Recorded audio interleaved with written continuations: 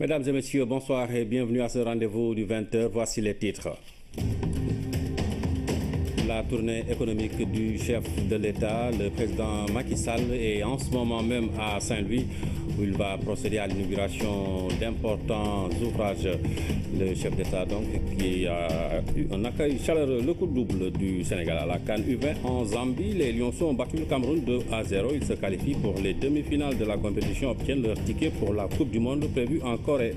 La belle moisson du Sénégal au FESPACO, nos cinéastes ont raflé 6 prix en tout au plus grand rendez-vous africain du cinéma et de la télévision. Parmi ces récompenses, l'étalon d'or remporté par Alain Gomis pour son film Félicité. La rubrique découverte sur la grotte de Mont-Roland et la colline qui abrite le sanctuaire marial. Le prétexte, la célébration ce dimanche du pèlerinage diocésain de Mont-Roland. C'est le plus important après celui de Poponguil. Le ministre Seydou Gueye était ce dimanche l'invité de l'émission Point de vue. Et selon le porte-parole du gouvernement, la tournée économique est un mode de gouvernance fait de proximité, un moment de contact entre le président Macky Sall et les populations qui contribuent de façon significative au développement de notre pays. Nous l'écoutons. Le président Macky Sall a inauguré, dès son arrivée, un cycle de proximité à travers les conseils délocalisés. Qui ont permis au Sénégal d'avoir au moins un acquis fondamental, une sorte de programmation, un cadre référentiel des priorités de développement par région. Et ceci est venu donner corps, en plus, au-delà de la communalisation intégrale, est venu donner corps à l'acte 3 de la décentralisation. Donc ce mode de gouvernance fait de proximité, fait de préoccupation des citoyens auxquels il faut apporter des réponses urgentes, justifie amplement le fait de ces tournées, puisque ce sont des moments de contact pour s'enquérir véritablement des situations et des points de progrès à travailler, mais c'est également une opportunité pour encourager tous ces anonymes qui contribuent à nous nourrir, c'est pour encourager tous ces Sénégalais qui ne voient pas la télévision, mais qui ont un rôle éminent dans le développement de notre pays. Voilà, c'était le ministre Thierno, le ministre Seydou Gueye, autant pour moi, qui était donc l'invité de l'émission Point de vue ce dimanche. Ce samedi à Saly, des journées d'échange entre le ministre de la formation professionnelle, de l'apprentissage et de l'artisanat et les chefs d'établissement public de la formation professionnelle et technique. Cette rencontre de 2 jours a permis aux acteurs de répertorier les difficultés et de proposer des solutions pour des formations plus abouties au Sénégal. Thierno Diallo. Réunie durant 48 heures, la famille administrative en charge de la formation professionnelle et technique a échangé sur les acquis et les freins liés à la gouvernance et à la gestion du secteur. Ces échanges ont pour ambition d'impulser un système de formation professionnelle et technique efficace, efficient et accessible à tous. Pour atteindre ces objectifs, vous avez engagé des débats fructueux autour d'un diagnostic préalablement établi. Premièrement, le pilotage et la gestion administrative des structures de la formation professionnelle. Deuxièmement, le financement de nos établissements de la formation professionnelle. Troisièmement, les curricula de formation et l'organisation de toutes nos certifications. Et enfin, l'appui à l'insertion des formés et le développement du partenariat. Le ministre de la formation professionnelle a aussi rencontré les inspecteurs d'académie. Ces derniers ont exprimé leurs difficultés sur le terrain et ont promis de s'impliquer davantage dans la formation professionnelle technique. On nous a fixé des objectifs extrêmement importants.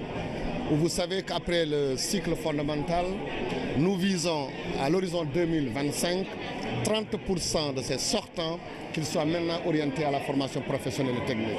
Aujourd'hui, il y a des options politiques fortes et le ministre a rassemblé les inspecteurs d'académie pour décliner la vision, la partager et s'engager à une bonne appropriation de cette politique pour faciliter la mise en œuvre. Pour 2017, le déficit en formateurs sera qu'un vieux souvenir. Dire que cette année, on est en train également de recruter plus de 130 formateurs nouveaux et qu'on va orienter vers les matières sciences et techniques. À l'issue des échanges fructueux, le ministre de la formation professionnelle, de l'apprentissage et de l'artisanat a promis de faire de ses contributions un traitement approprié dans la mise en place de la nouvelle politique de formation professionnelle et technique. La journée africaine de l'alimentation scolaire a été célébrée jeudi. C'était à Makayop dans le département de Koungheul. Le thème choisi, pérenniser les cantines scolaires à travers le renforcement de la production locale, un investissement sûr pour promouvoir l'éducation des enfants et l'emploi des jeunes. C'est un reportage signé Massamba Thian.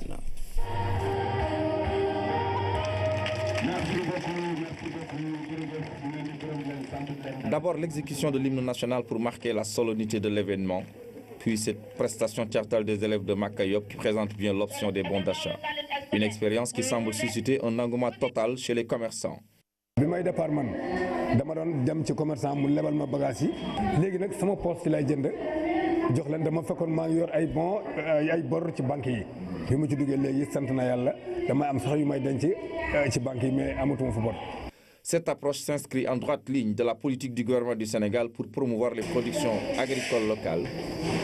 Elle offre en même temps aux jeunes et aux femmes de la localité des chances de s'insérer dans l'économie locale grâce à l'utilisation de la modalité bon d'achat alimentaire par les écoles. Les programmes d'alimentation scolaire liés à la production agricole favorisent le développement de l'agriculture locale car ils représentent une demande stable et prévisible des vivres permettant la création des marchés de produits agricoles profitables aux petits exploitants et favorisant un développement économique local durable. Au niveau de cette cantine, on a une mise en cohérence de la vision du chef de l'État, le président Macky Sall, pour le développement. Parce que nous avons développé ici le concept de bon d'achat qui permet à l'école de recevoir des bons du programme alimentaire mondial et de convertir ces bons en denrées locales, notamment par le riz local, auprès de commerçants de la localité, ce qui accroît l'économie de la localité. À Makayop et dans les villages environnants, la cantine scolaire a enrôlé plus de 300 élèves. Les repas distribués à l'école ont considérablement amélioré les conditions d'enseignement-apprentissage et ont soulagé les parents d'élèves. On vient à l'heure, on descend à 1h et on prend un repas. Vraiment, la cantine est très importante pour nous. Depuis que la cantine est là, nous avons de beaux résultats. Ça nous a permis de pouvoir garder les enfants ici, de faire les cours les lundis soirs, mercredi soir et vendredi soir. L'année dernière, en classe de CM2, on a eu, je pense, 98% de réussite. baax na ci borom kër yi torop ndax tey boo waroon a sóor ñetti kilo ca kër ga bu ñëwee fii pour togg benn kilo ngay sóor buñ añee fii ba suur buñ demee kër ga soxlaatuñ lekk. Le gouvernement du Sénégal, en partenariat avec le programme alimentaire mondial PAM, sert 2 déjeuners et 3 petits déjeuners hebdomadaires durant l'année scolaire à plus de 210 000 élèves répartis dans 200 établissements scolaires. Cela garantit aux bénéficiaires l'accès à un repas nutritif et équilibré avec des produits locaux et le renforcement des compétences et des bonnes pratiques en matière de nutrition, de santé et d'hygiène. Massamba Thian, parlons de lui, un sens important pour bien se situer dans son environnement. Malheureusement, de nombreuses personnes souffrent d'une déficience auditive. Certaines d'entre elles présentent une surdité profonde avec de graves conséquences sur le langage. Et dans de tels cas, seule la pose d'implants permet de surmonter le handicap. L'hôpital de Fann offre aujourd'hui la possibilité de subir l'opération au Sénégal. Et c'est grâce à un partenariat avec une firme internationale. Omar Diaw. Le service ORL du Centre national hospitalier universitaire de Fann s'attaque à fond aux surdités profondes par la pose d'implants cochléaires. Jusqu'à une date très récente, une telle opération exigeait l'évacuation vers d'autres pays. Il est parfaitement possible d'éviter des évacuations sanitaires coûteuses. Il est possible, effectivement, sur le sol national, de faire ce genre d'intervention physique minime. Peut-être qu'il faut améliorer. Poser un implant auditif dans l'oreille interne nécessite une grande dextérité chirurgicale. Ce projet d'implant est possible grâce à un partenaire leader dans la fabrication d'accessoires auditifs. C'est un projet qui est soutenu par la société Medel, mais c'est un projet sénégalais pour la population sénégalaise et surtout pour les patients qui souffrent de surdité. Les surdités profondes sont généralement congénitales. Elles peuvent aussi être acquises tardivement à la suite d'infections de la sphère ORL. Dans tous les cas, il faut vite faire, si possible, l'intervention. Autrement, c'est le langage même qui est compromis. Celui qui n'entend pas, au bout d'un certain moment, ne pourra pas parler. Le mieux, c'est de pouvoir réaliser ces implantations le plus tôt possible. Dans les pays développés, on peut déjà implanter à l'âge de 6 mois. L'ensemble se compose d'un processeur audio accroché au pavillon de l'oreille, d'un émetteur à placer sous la peau et d'une électrode qui va exciter la cochlée. Cet implant va permettre de stimuler, avec des stimulations électriques, la cochlée. L'audition, c'est une stimulation d'une partie du cerveau.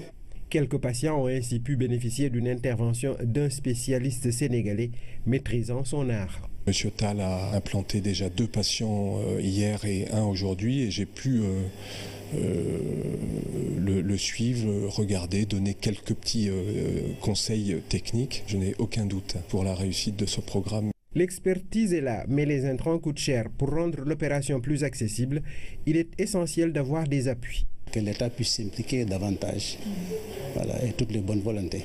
Nous avons contacté plusieurs autorités, en particulier les autorités de santé publique. Nous avons eu à faire des démarches avec des sociétés, les assurances. Pendant très longtemps, les sourds profonds étaient plongés dans un univers de lourd silence. Aujourd'hui, l'espoir de recouvrer l'ouïe perdu ou d'entendre pour la première fois est permis.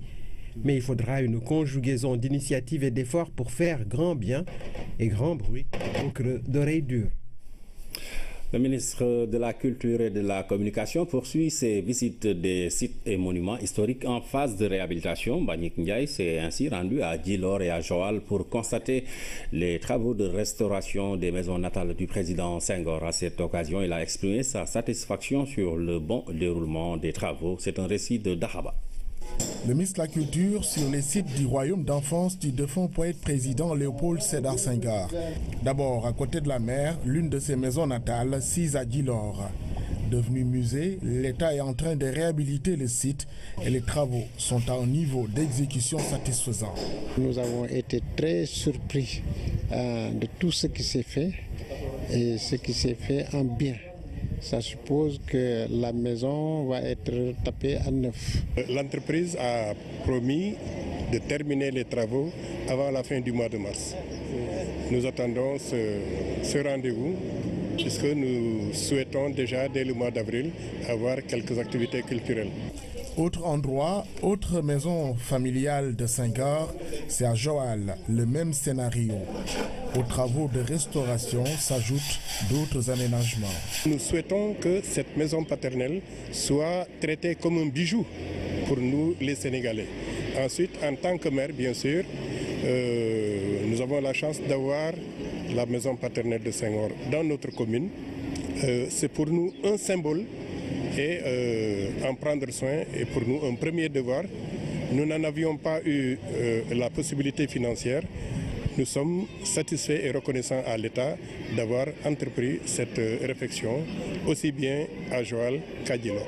Le ministre de la Culture, avant de quitter la zone, s'est rendu à Fayal, où se trouve le plus vieux baobab de l'Afrique de l'Ouest. L'arbre ne laisse pas indifférents les touristes. Cette initiative est née de la célébration du 14e anniversaire du décès du président Léopold Sédar Senghor le 20 décembre 2015.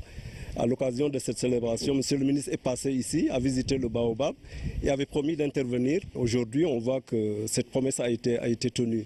Au-delà même de toute espérance, parce qu'on ne pensait pas que vraiment l'investissement serait, disons, aussi important que cela. L'un dans l'autre, le chef de l'État a raison de dire que nous devons réfectionner et conserver notre patrimoine historique classé. Je crois que c'est des symboles de la vie du pays, de la vie du Sénégal. Et je crois qu'il faut que nous les conservions, il faut que nous les mettions à neuf pour que véritablement ça puisse être visité à la fois par les jeunes, mais les touristes, mais également par la population sénégalaise. Les populations de Joal ont toutes apprécié ces travaux de réhabilitation des sites et monuments historiques de Joal. Le ministre de la Culture a également promis à ces dernières la livraison des travaux dans les meilleurs délais. La belle moisson du Sénégal à la 25e édition du Festival panafricain du cinéma et de la télévision de Ouagadougou. Le Sénégal glane en tout 6 prix, dont l'étalon d'or attribué à Alain Gomis pour son film Félicité. C'est son 2e étalon d'or. Le premier prix en documentaire est allé à Ousmane William Mbaye et le premier prix en série télé à Lahadouane, envoyés spéciaux à Ouagadougou, Oumindour et El Hadj Malick Dieng. En remportant 6 prix, les représentants du Sénégal ont survolé la cérémonie de clôture de la 25e édition du Festival panafricain du cinéma et de la télévision de Ouagadougou, avec comme point d'orgue un 2e étalon d'or de Yenenga pour Alain Gomis. Le film, il nous a fait atteindre dans la salle le stade que Spinoza appellerait le stade de la félicité.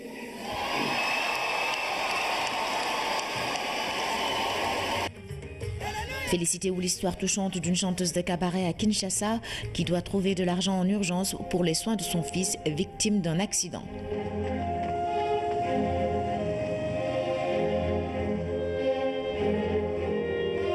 Ce prix, je voulais le dédicacer à la jeunesse, aux jeunes réalisateurs et aux jeunes réalisatrices.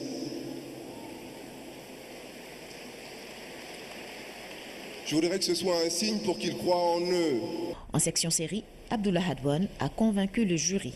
Pour son casting efficace et son écriture dynamique, le prix de la meilleure série est décerné à Tundu Wundu.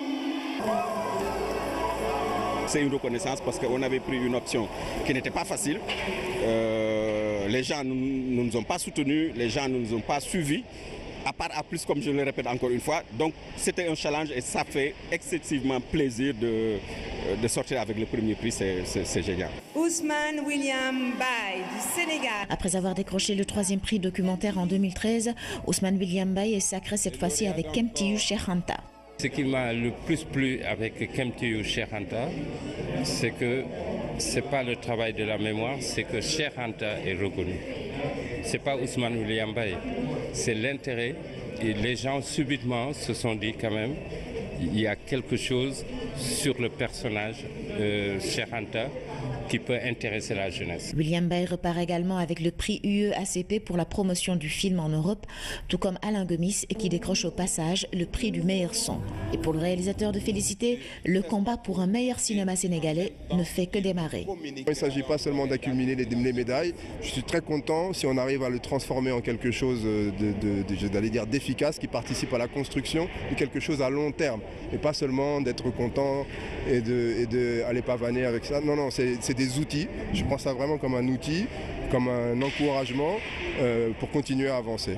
Mais pour avancer dans le cinéma, il faut des fonds et le producteur de Félicité, Oumar Sall, a lancé devant les présidents burkinabés et ivoiriens un appel militant dans ce sens. L'Afrique doit financer son cinéma.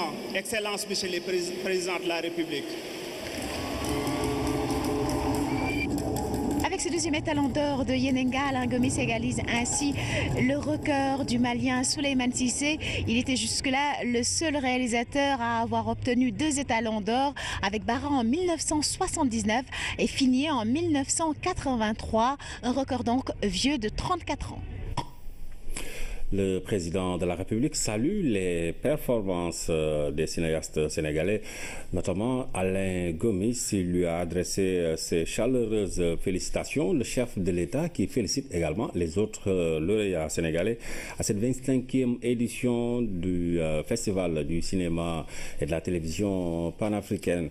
Les acteurs de la diaspora s'intéressent à l'agriculture. Ils se félicitent de l'accompagnement du ministère de tutelle venu échanger à l'occasion de la journée dédiée au Sénégal au Salon international de l'agriculture. Ils ont eu à échanger avec les autorités Hamid Diop. La diaspora sénégalaise a répondu à l'appel du ministère de l'Agriculture et de l'équipement rural à l'occasion de la journée du Sénégal. Certains parmi ces Sénégalais sont conscients de l'importance de l'autosuffisance alimentaire, autosuffisance qui est sur la bonne voie grâce aux nombreux efforts du gouvernement.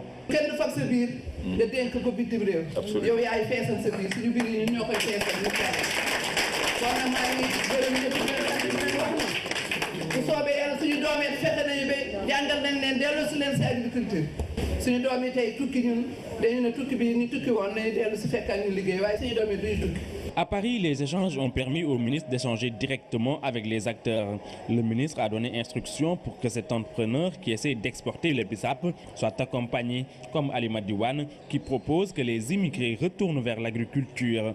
Elle a déjà commencé à cultiver au village après l'accompagnement du gouvernement du Sénégal.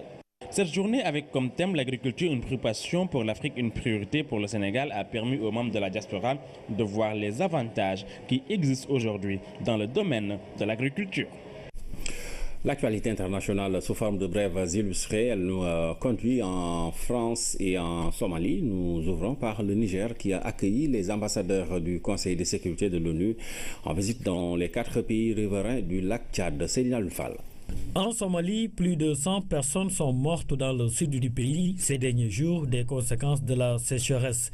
L'Organisation mondiale de la santé, OMS, estime que la moitié de la population a besoin d'une aide humanitaire d'urgence. La sécheresse a conduit à une propagation des diarrhées aiguës, du choléra et de la rougeole. La Somalie a décrété catastrophe nationale, la grave sécheresse qui ravage le pays et qui menace environ 3 millions de personnes. Les ambassadeurs du Conseil de sécurité de l'ONU poursuivent leur visite dans les pays riverains du lac Tchad, une mission qui vise à attirer l'attention sur la crise dans cette région où des centaines de milliers de réfugiés ont fui les djihadistes de Boko Haram. Au Niger, le président Mohamedou Issoufou a annoncé qu'une centaine de combattants nigériens de Boko Haram ont déposé les armes et se sont rendus aux autorités depuis décembre dans le sud-est du Niger. Place du Trocadéro, ce dimanche, des milliers de personnes étaient réunies pour soutenir le candidat de la droite François Fillon. Ce dernier a exprimé des excuses. Je vous dois des excuses, dont celle de devoir défendre mon honneur et celui de mon épouse, a-t-il déclaré. François Fillon a appelé ses électeurs à ne pas renoncer, fustigeant les défections dans son camp. Nous retrouvons l'actualité nationale avec le premier numéro des rencontres du quotidien LAS organisé vendredi à l'UCAD. D'éminents professeurs et chercheurs ont débattu sur les études critiques de l'œuvre de Cheikh Anta Diop. Cette nouvelle initiative du quotidien LAS a pour objectif de donner le temps au savoir. Damsila. Dans ce premier numéro des rencontres de l'AS, les débats et discussions ont porté sur les études critiques de l'œuvre du professeur Cheikh Anta Diop. Il persiste et signe que, effectivement, la civilisation égyptienne est antérieure à toutes les autres civilisations. Les faits, si on les examine de manière objective, donnent effectivement raison à Cheikh Anta. Parce que on verra que le premier calendrier a été inventé par les Égyptiens, le calendrier sidéral, comme Cheikh Anta l'appelle. Et ce calendrier remonte à 4241. C'est l'écriture de la langue égyptienne avec des caractères grecs. Ça, j'en profite pour dire aux étudiants que les Africains, Cheikh Anta l'a dit, ils sont guidés par l'utilité et l'efficience. Les Égyptiens ont inventé l'écriture. Je serais même beaucoup plus nuancé. L'écriture a commencé avant l'Égypte. Les panélistes ont aussi revisité la place de l'économie dans les œuvres du professeur Cheikh Anta Diop. L'importance qu'il accordait aux femmes dans ses écrits a été également passée en revue. On demande la parité. Qu'est-ce qu'on nous dit? Non, non, les femmes n'ont qu'à se battre pour avoir des places comme les hommes. Il dit non, il ne s'agit pas de se battre. Il s'agit de laisser une place aux femmes à côté des hommes. Et ça, il ne s'agit pas d'opposer les hommes aux femmes, mais de faire qu'ensemble, ils travaillent pour le pays. Donc déjà en 1960, voilà ce que dit Cheikh Anta. Il va dire par exemple que l'industrie textile doit être une spécialisation de l'Afrique de l'Ouest. Là, les industries agroalimentaires, les industries chimiques, les industries qui sont basées mais sur l'utilisation de l'énergie et des océans. Donc, quelque chose que l'on retrouve d'ailleurs jusqu'à présent avec des cimenteries.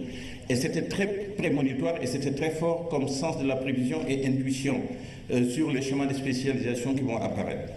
Les rencontres de l'AS ou le temps du savoir est une nouvelle initiative du quotidien d'information LAS. Elle cible au premier rang les étudiants. Nous sommes au quotidien, donc nous sommes les historiens du président, donc nous devons continuer à rester modernes, à agiter les grandes questions qui doivent intéresser la société sénégalaise, qui doivent intéresser les populations sénégalaises. Et comme je dis, c'est un nouveau produit, le quotidien en a fait, Intelligence Magazine fait quelque chose aussi, comme on dit, pour vivre la concurrence et que d'autres idées jaillissent. Les rencontres de l'As ou le temps du savoir se tiennent désormais tous les 2 mois. Pour le 2e numéro, le thème choisi va porter sur le plan Sénégal émergent. Le Rassemblement pour le socialisme et la démocratie RSD-TDS a ouvert son congrès ce matin au CICES. L'objectif visé est de bâtir un Sénégal solidaire pour un retour aux valeurs. La cérémonie a réuni des leaders de la mouvance présidentielle et de l'opposition. Anaïs Nyanyamane. Un secrétaire général accueilli en grande pompe par ses partisans. Le parti de Robert Sagna, membre de la mouvance présidentielle Benno Bokk Yakaar, se dit prêt à donner un nouvel élan pour développer le pays. Tous les partis sont représentés, qu'ils soient de l'opposition, qu'ils soient de la mouvance présidentielle. C'est tout le Sénégal qui est là. C'est vraiment notre exception sénégalaise qu'il faut saluer. En dépit de nos différences idéologiques, nos désaccords, nous avons compris que la politique nous rassemble en nous opposant. En cette 10e année d'existence, le RSD-TDS prône le retour aux valeurs qui ont fondé la société sénégalaise. La politique suppose des affrontements réglés, des compromis dynamiques, un accord sur la façon de trancher les désaccords. L'exception sénégalaise, dirais-je, assurément. Dans une certaine mesure, ou à tout le moins, l'expression de la grande maturité démocratique et de l'ancrage des acteurs politiques dans des processus apaisés de dévolution des pouvoirs par la voie des urnes et non par la violence. Plusieurs responsables de partis politiques présents au Congrès ont tour à tour adressé des messages d'amitié à l'endroit de Robert Sagna. Je voudrais à cet égard, Monsieur le Président, magnifier le rôle historique de votre parti. Un parti jeune, un parti engagé pour le développement du Sénégal, au passé glorieux pour l'édification d'un Sénégal fort, prospère, juste et solidaire. En choisissant comme thème faire de nos valeurs le socle de notre développement, le RSD-TDS ou Taku Defarat Sénégal s'engage à œuvrer auprès du président Macky Sall pour un développement harmonieux du pays. Dans l'actualité politique toujours, Andou Naoulé Alternative Citoyenne célèbre ses 5 ans d'existence. Pour le président Abdou Fall, son mouvement restera toujours une force de proposition. Déjà au mois de mai, il organise un forum national sur la problématique de l'émergence. Tierno Amadoussi. Sur l'île de Ngor, une fête d'anniversaire dans la sobriété. Andou Naoulé Alternative Citoyenne s'est retiré ici pour marquer 5 ans d'existence, 5 ans de veille et de propositions pour le renforcement de notre démocratie. Nous avons l'intime conviction que le développement d'un pays, c'est certes avant tout l'affaire des dirigeants investir la confiance des citoyens par le suffrage universel, mais c'est tout autant l'affaire des peuples et des organisations populaires. Dans un tel contexte historique, nous considérons que notre rôle est de soutenir les efforts réels de transformation de notre économie et de notre société, entrepris par les dirigeants actuels, avec à leur tête le président Macky Sall. L'émergence du Sénégal, Andou Naoulé y réfléchit et y croit. Au mois de mai prochain, un forum national sera organisé sur la problématique. Le forum national de mai prochain portera sur le thème « Rôle et responsabilité du mouvement citoyen dans la promotion du Sénégal émergent, devoir citoyen, démocratie participative, développement durable ». Nous invitons les organisations, experts et amis qui nous ont gratifiés de leur présence parmi nous aujourd'hui à s'associer étroitement à la préparation de cette activité éminemment citoyenne qui devra être un grand moment de mobilisation, de partage, d'appropriation et d'évaluation de ce programme phare, épine dorsale de notre projet national d'émergence et de développement. Le mouvement citoyen pense au futur du Sénégal, mais aussi à celui de l'Afrique. Il prône une unité politique du continent.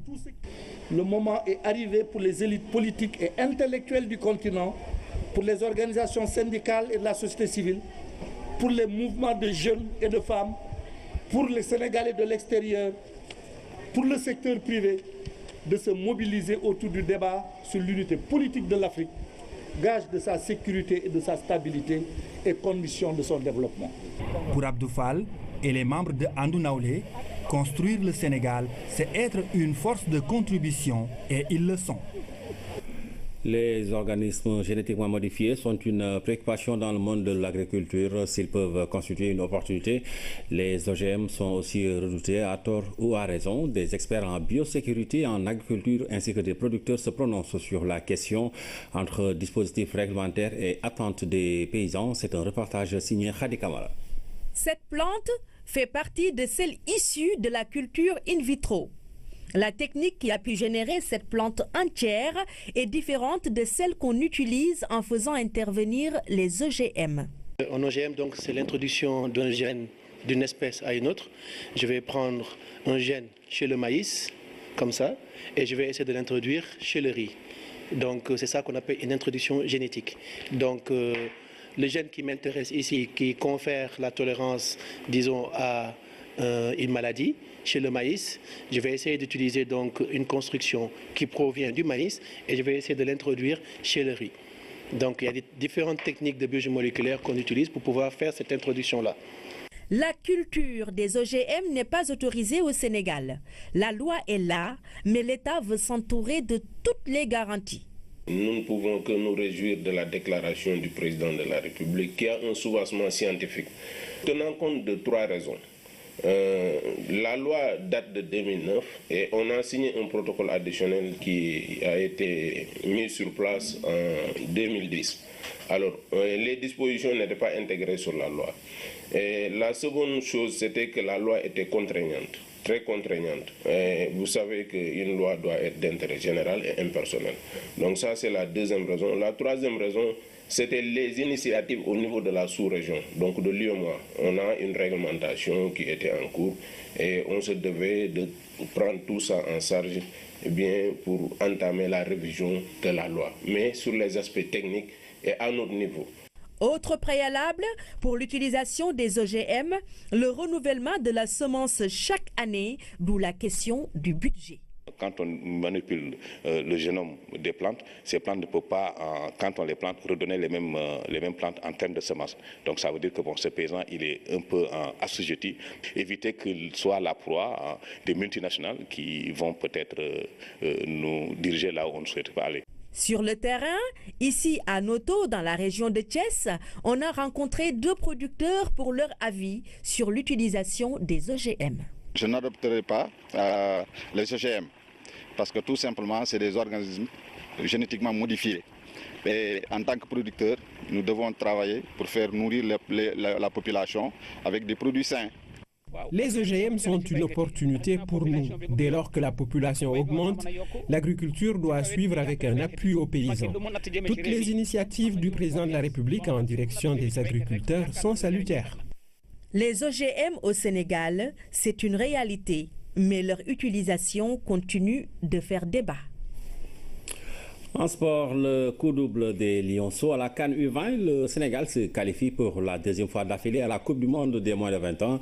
Les Lionceaux ont aussi obtenu leur ticket pour la demi-finale de la CAN U20 en Zambie après leur brillante victoire 2-0 ce dimanche devant le Cameroun, autre équipe qualifiée, l'Afrique du Sud, vainqueur du Soudan 3-1. Résumé de ces rencontres avec Thierno Diallo. Loin de leur base affective, les Lionceaux ont réussi à porter haut les couleurs du Sénégal. Ils décrochent ainsi une place en demi-finale et une qualification à la Coupe du Monde de la catégorie. Face au Cameroun, les Koto Boys n'ont pas tremblé. Ils ont fait preuve de réalisme et d'efficacité. Dans le temps additionnel de la première période, le portier sénégalais lance Ibrahima Niane dans le dos de la défense camerounaise pour l'ouverture du score. Le contrôle et le but pour le Sénégal avec Niane qui, malgré cette balle freinée.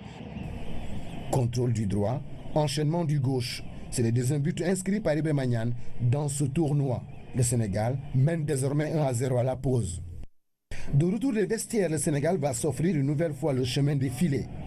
Précédemment buteur Ibra Magnan sert Krépin Diatta pour la balle du 2-0. Et le deuxième but pour le Sénégal avec cette équipe sénégalaise qui mène grâce à son stratège Krépin Diatta. Un but qui scelle le score du match. Avec cette victoire, les Koto Boys se qualifient en demi-finale de la CAN U20 et de la Coupe du Monde de la même catégorie. Le prochain adversaire du Sénégal en demi-finale, la Guinée-Conakry, deuxième de la poule A. L'autre qualifié de la poule B, l'Afrique du Sud. Elle a battu le Soudan sur le score de 3-1. Les Jamagitas de l'Afrique du Sud affrontent le Chipolopolo Junior de la Zambie en demi-finale, le pays organisateur de l'édition 2017. Chez nous, la 13e et dernière journée de la phase allée de la Ligue 1, le Casa Sport de Ziguinchor s'est imposé 1-0. C'était face au Rufisquois de Teungueth FC. Le club de Ziguinchor garde ainsi son invincibilité dans son fief. L'équipe rufisquoise qui a montré de belles choses a surtout pêché dans le dernier geste, nous dit Abdoulaye Ban. C'est sous une forte canicule que Rufisquois et Ziguinchorois se sont affrontés au stade Aline Sitoé Diatta. Dans ce début de match, c'est le Teungueth Football Club qui domine les débats avec de belles phases de jeu. Mais les Rufisquois vont se faire surprendre à la 28e minute sur cette action collective du Casa Sport. Richard Sagna trouve le chemin défilé.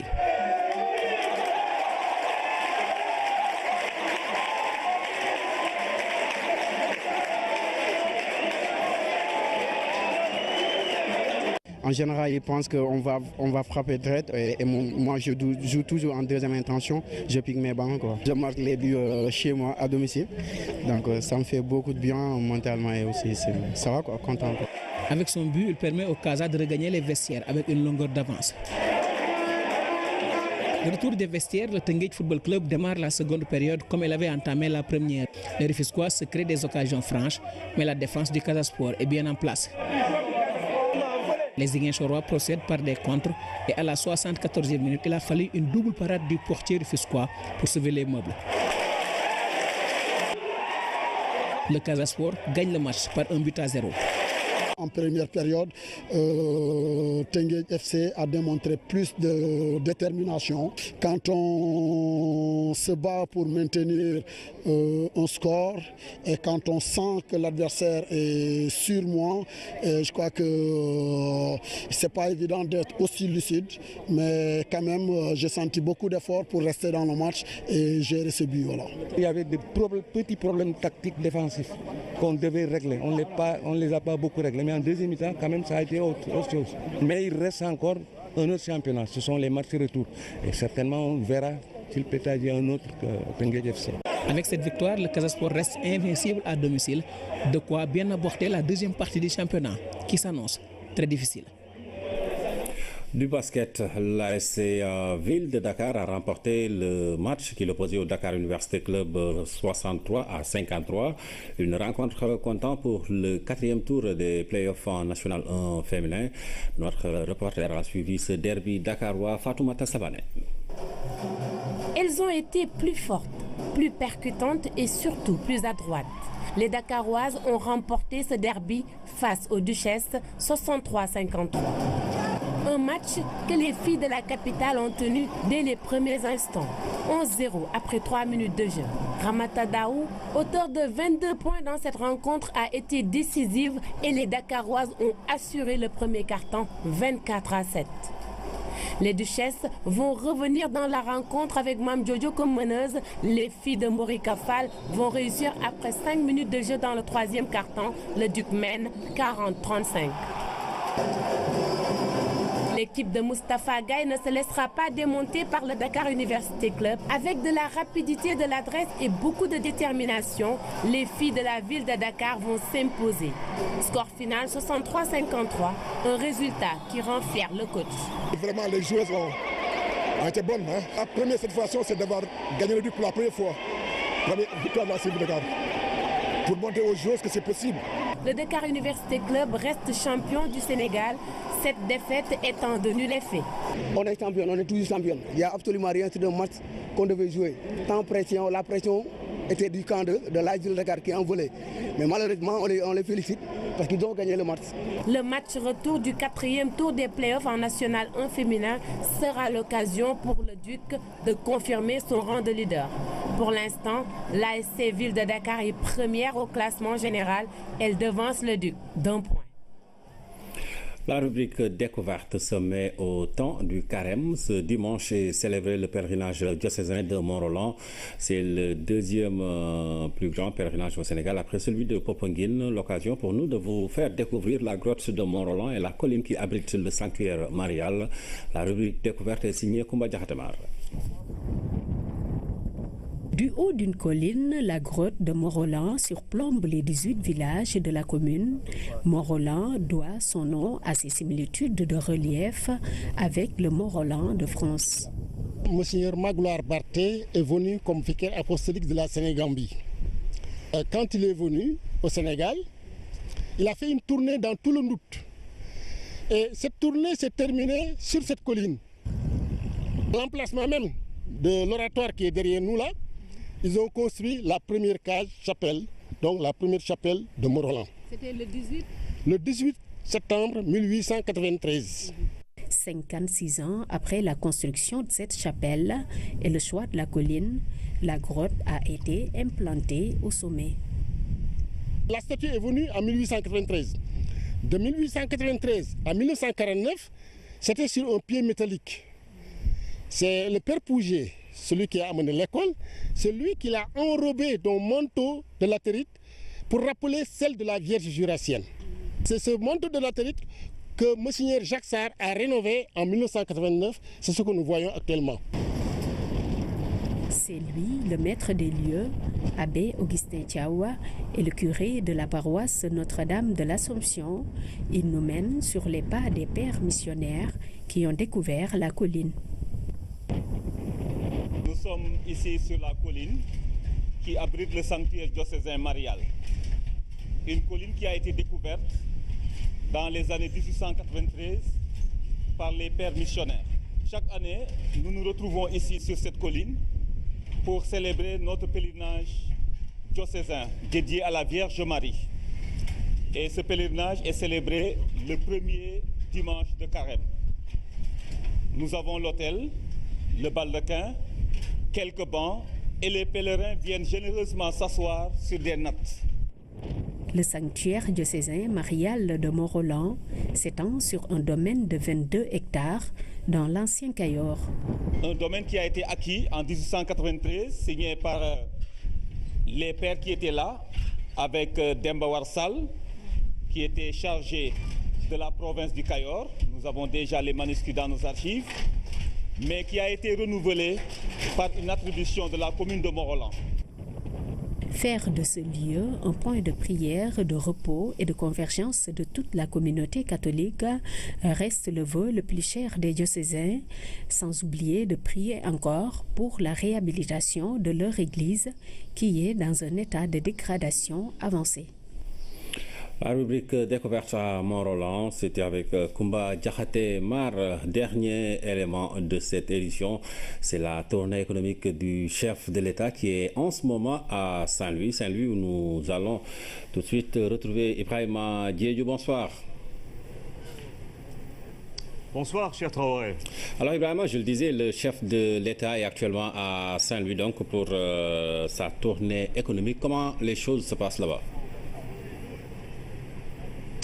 Alors justement, le président de la République est arrivé à Saint-Louis juste vers 19h où il est parti pour aller à Goromat justement pour inaugurer cette usine de transformation de produits halieutiques. Vous allez le voir à travers ces images. L'entrée du président Macky Sall à Saint-Louis après donc à l'étape de Louga. Il est venu communier avec les populations qui l'ont accueilli comme il se doit pour cette tournée économique ici dans la région nord.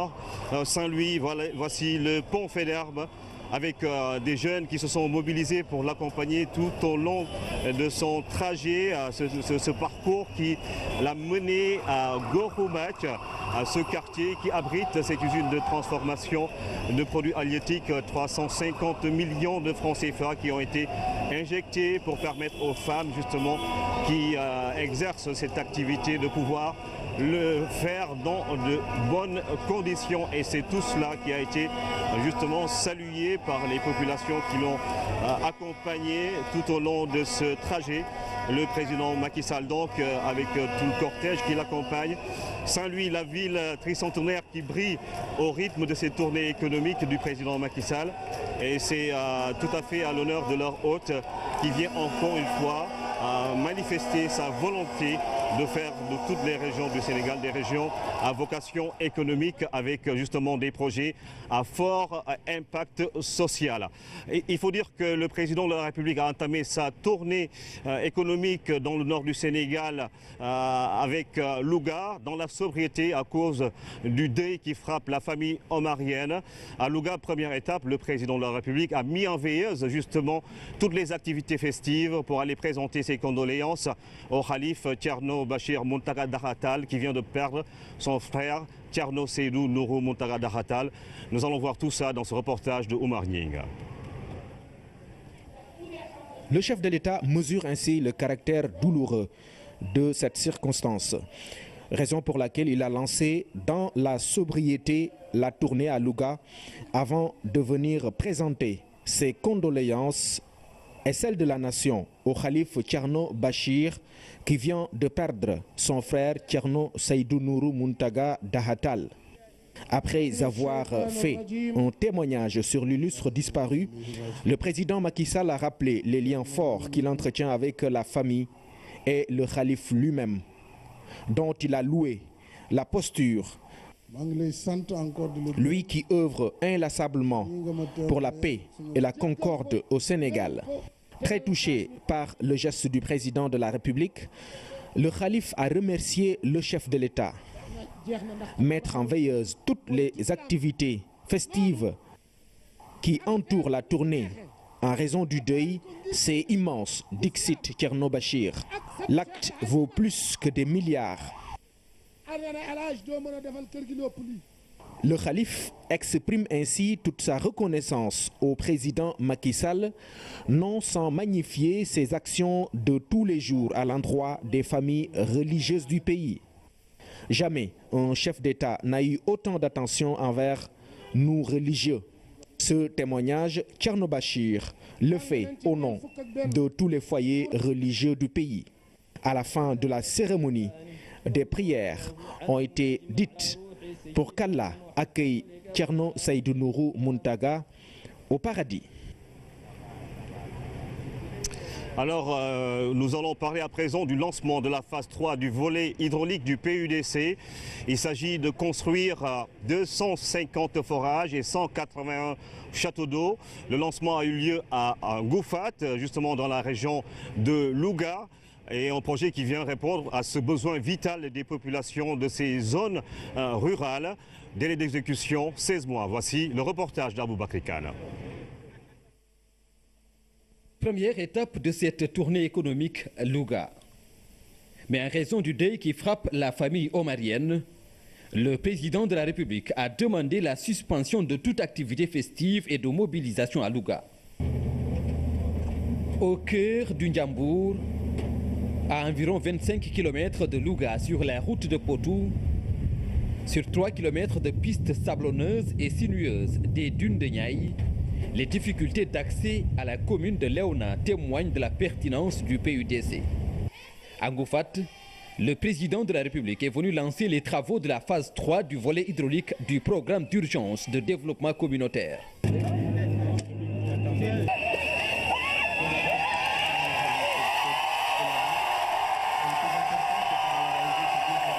Un programme majeur qui, en moins de 2 ans, a permis la réalisation de 210 forages et 13 stations de pompage desservant 50 localités. Le PUDC a ainsi assuré l'alimentation en eau potable à plus de 700 000 personnes. Au vu des résultats probants Nous détenons avec le PUDC un modèle performant de promotion du monde rural, indispensable à la quête d'émergence.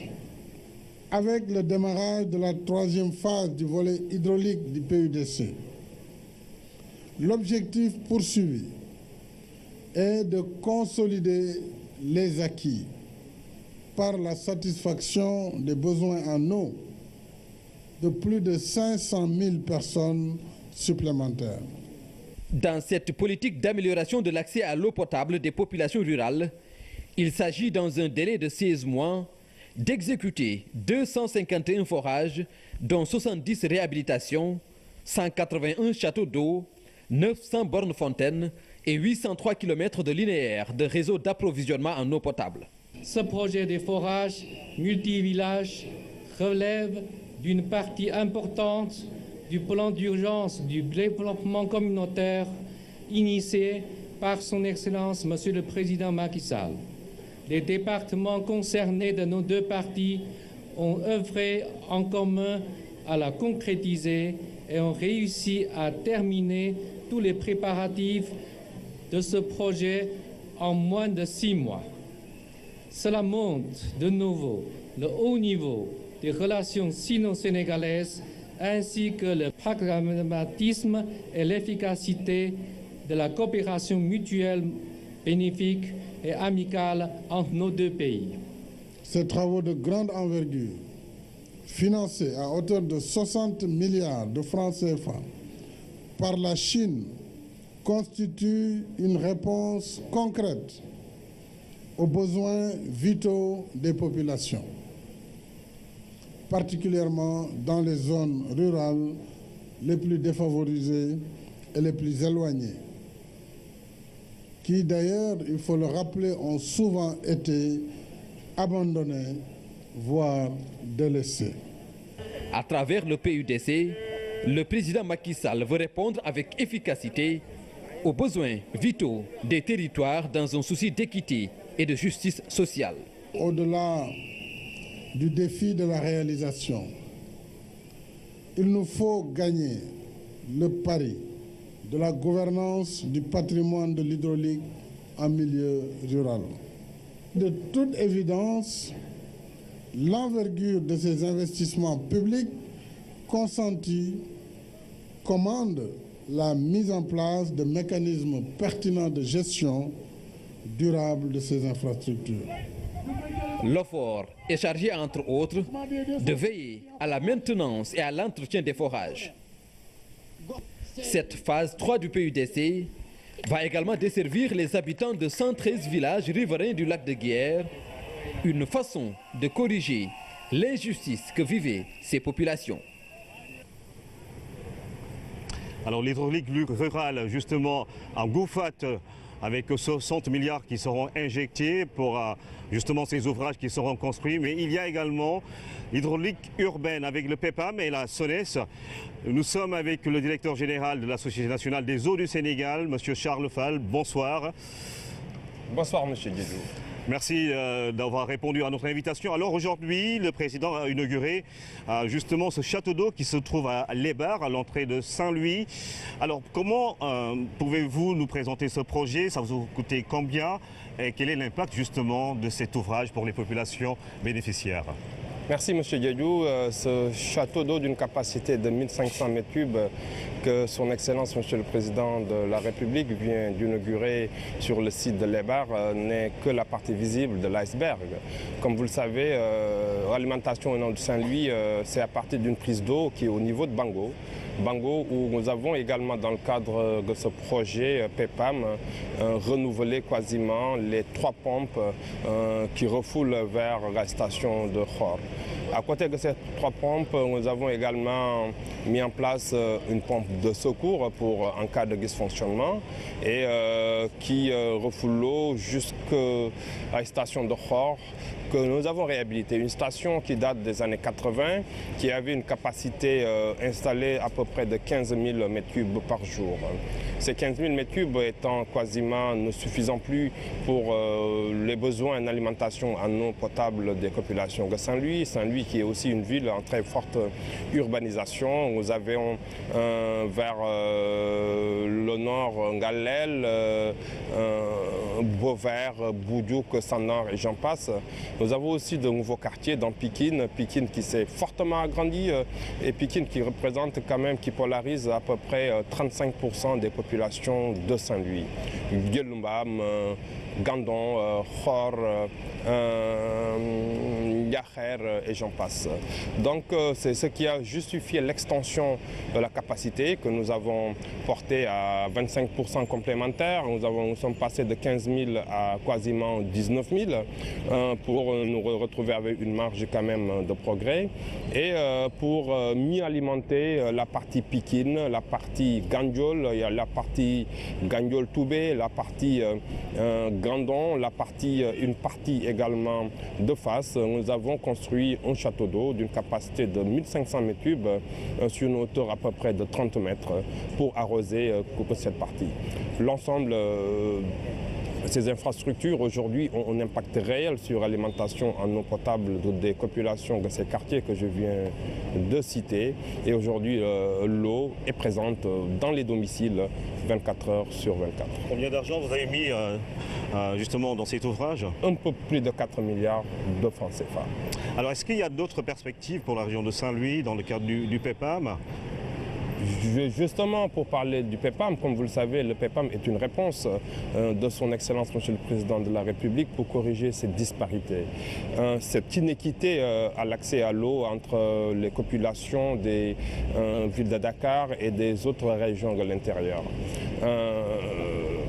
À travers le PEPAM, nous avons également pu reproduire le même modèle dans les autres centres régionaux. Dakar, où grâce au PEPAM, nous avons fait une extension du réseau sur plus de 200 km pour permettre aux populations de Kounoun, de Tuaounpeul, de Taouferiakar, même également pour permettre de nouveaux quartiers tels que Batrin d'accéder à l'eau. En dehors de Dakar, et puis Dakar, nous avons également renforcé l'approvisionnement en eau du centre-ville, du plateau, grâce à la construction d'un grand château d'eau également d'une capacité de 1500 à peu près sur le site des Madeleines pour arroser le haut plateau, ça veut dire même qui impacte la ville de Gorée. Et dans la région nord, est-ce qu'il y a d'autres projets en vue? Dans la région nord, nous ne sommes pas arrêtés là parce que nous sommes engagés en train de travailler sur la construction d'une nouvelle usine à Saint-Louis qui aura à peu près une capacité de 12 000 m3 jour. Mais globalement, le PEPAM, ça concernait toutes les régions du Sénégal, sans exception aucune. Ziguinchor, où la capacité de stockage a été multipliée quasiment par 3, ainsi que la capacité de production. Kaolack, où nous avons fait de châteaux d'eau jumeaux à Ngagne Alassane et Daro Rahmati. C'est justement ce qui explique aujourd'hui l'approvisionnement en eau correcte de Medina Bay, de toutes ces cités religieuses qui sont dans la ville de Kaolack, sans oublier ce que nous avons fait dans les autres régions du bassin arachidier, Koungheul et Fatigue. Et hormis l'amélioration de la capacité de production, nous sommes aujourd'hui en train de construire de nouvelles stations d'amélioration de la qualité de l'eau pour répondre justement à ces préoccupations des populations à travers cette station de défluorisation à Fatigue aujourd'hui en cours de construction, ainsi que celle de la déferrisation à Koungheul et d'autres régions telles que Thiès qui a toujours eu des problèmes d'approvisionnement en eau, où nous avons également édifié un grand château d'eau à grand standing, ainsi qu'une station de surpression que nous avons piquée sur la conduite du lac de Guerre, ce qui aujourd'hui explique le confort que les populations thiessoises ont, surtout dans les quartiers comme Mbour 1, Mbour 2, Mbour 4 et j'en passe. Aujourd'hui, ces programmes ont été dupliqués partout et je suis même tenté de dire qu'à côté du PUDC qui concerne le milieu rural, aujourd'hui le PUDC urbain, c'est le PEPAM et tout le PEPAM aujourd'hui a été mis en œuvre et mis en service au grand bénéfice des populations sénégalaises. Alors nous restons dans la région nord, nous allons à Matam et Podor. Est-ce que ces villes entrent justement dans ces projets projet du PEPAM. Mais en effet, ces villes également ont bénéficié de ce que nous pouvons appeler cette politique de branchements sociaux et d'extension de réseau. Et au-delà, à côté du PEPAM, le gouvernement du Sénégal a réalisé des forages secours dans toutes les villes appelées monoforages, ça veut dire qui ne bénéficiaient d'un seul forage. Aujourd'hui, Ndioum, il n'y avait qu'un seul forage et nous sommes en train de réaliser un second forage de secours pour paraître à d'autres éventualités. Matam également bénéficie même en ce moment d'une politique de branchement social et hormis Matam, Bakel également dans la Falémé également a bénéficié des mêmes ouvrages que Saint-Louis, un forage et un château d'eau de 300 mètres cubes. Tambacounda, qui a également vu sa capacité de production fortement améliorée avec également ce grand château d'eau d'une capacité de 1200 mètres cubes qui est aujourd'hui construit au cœur de Tambacounda. Voilà, M. Diédhiou, à peu près en ramassé. Et ce programme global a coûté à l'État du Sénégal quelque chose comme 41 milliards de francs CFA. Avec vos partenaires sans doute, mais il y a un projet phare que tout le monde attend, c'est le dessalement de l'eau de mer qui devra se faire normalement à Dakar. Oui, le dessalement se fera à côté de la troisième usine de traitement d'eau de Keur-Massar. Comme vous le savez, les besoins en alimentation, c'est Dakar pour à peu près 70%. Entre 2003 et 2011, la population de Dakar a été augmentée quasiment de 50%. Aujourd'hui, nous ne sommes pas loin à peu près de 4 millions d'habitants à Dakar et le triangle Dakar-Thiès-Petite-Côte, c'est 80% de nos besoins en eau potable. C'est justement ce qui justifie cet ambitieux programme de construction d'une troisième usine d'une capacité de 200 000 m3 parce que d'après les études que nous avons faites, d'ici à l'horizon 2035, si rien n'est fait, Dakar risque également de subir un très fort déficit en eau. C'est ce qui explique aujourd'hui cette ambition, qui justifie cette ambition de l'État du Sénégal à sécuriser l'approvisionnement en eau d'ici jusqu'à l'horizon 2035. Mais surtout, cette politique de diversification de l'accès à l'eau, d'où le projet de dessalement sur le site de Ngamel, qui aura un coût de 137 milliards de francs CFA, entièrement mobilisé auprès de notre partenaire financier, la JUCA. Et à travers ce projet également, nous en profiterons pour renouveler tout le réseau de distribution de Dakar Plateau, réseau qui est établi à peu près sur 460 km et réseau au sein duquel aujourd'hui nous avons le plus fort taux de fuite, c'est-à-dire que nous avons un rendement de réseau à peu près de 83%, non, même de 77% sur le plateau, soit à peu près 27% de volume d'eau non facturé contre un peu moins de 20% dans les autres régions.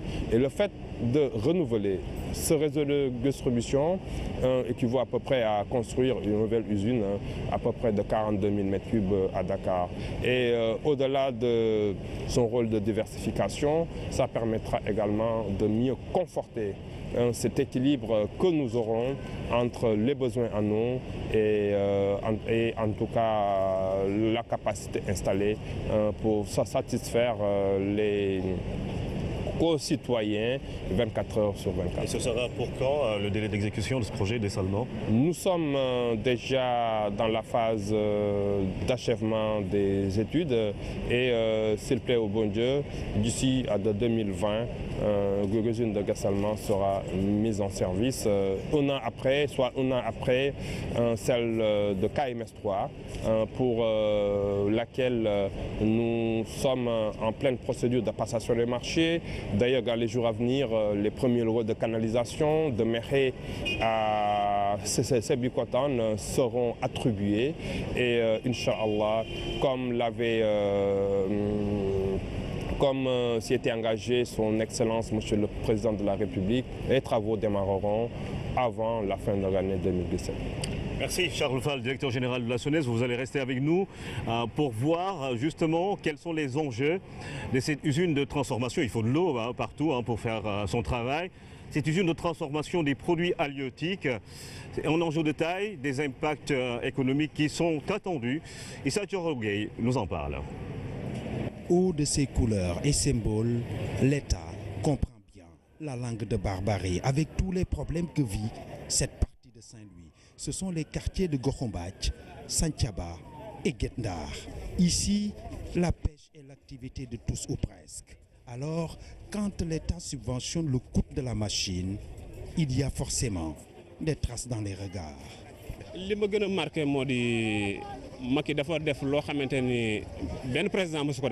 le président nous a beaucoup aidé. La machine qui coûtait 1 250 000 ne coûte que maintenant 250 000 grâce à lui. Par exemple, nous avons 1 million de 250 000 pour moteur. La reconnaissance des pêcheurs envers l'État s'est aussi élargie à d'autres actions, ainsi qu'à la volonté de l'État d'ériger une digue de protection.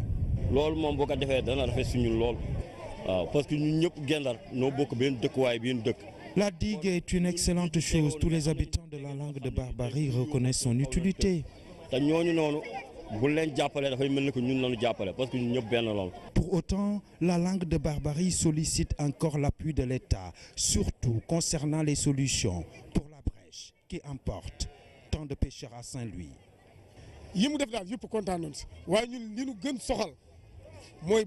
Nous voulons une solution pour la brèche qui fait beaucoup de dégâts ici à Saint-Louis.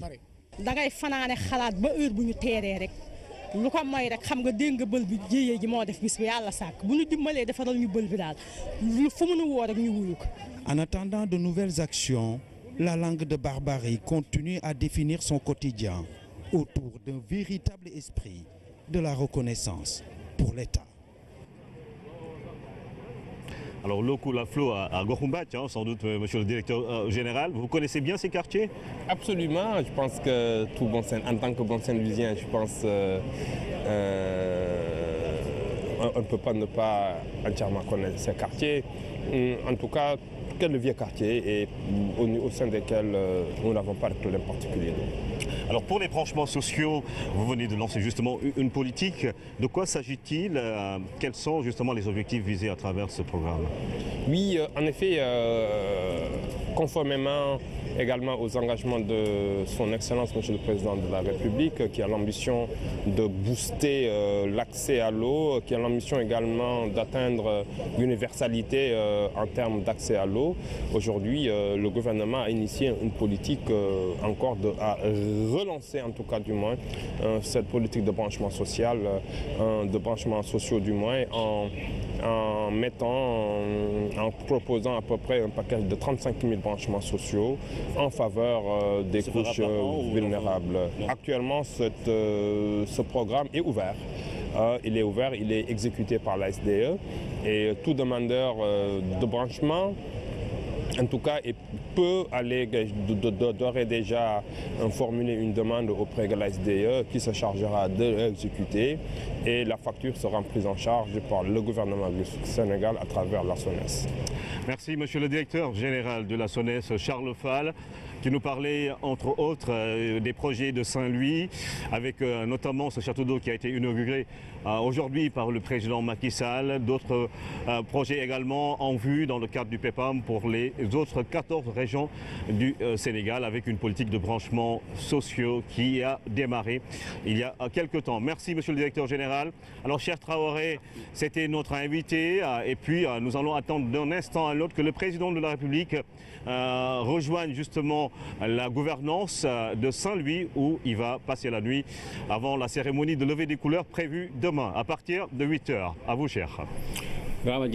Merci. Vous nous en parlerez bien évidemment dans nos éditions de demain. Bonsoir à vous là-bas à Saint-Louis. Bonsoir également aux populations de Saint-Louis. Voilà qui met fin à cette édition. Merci de nous avoir suivis. Passez d'excellents moments sur la RTS.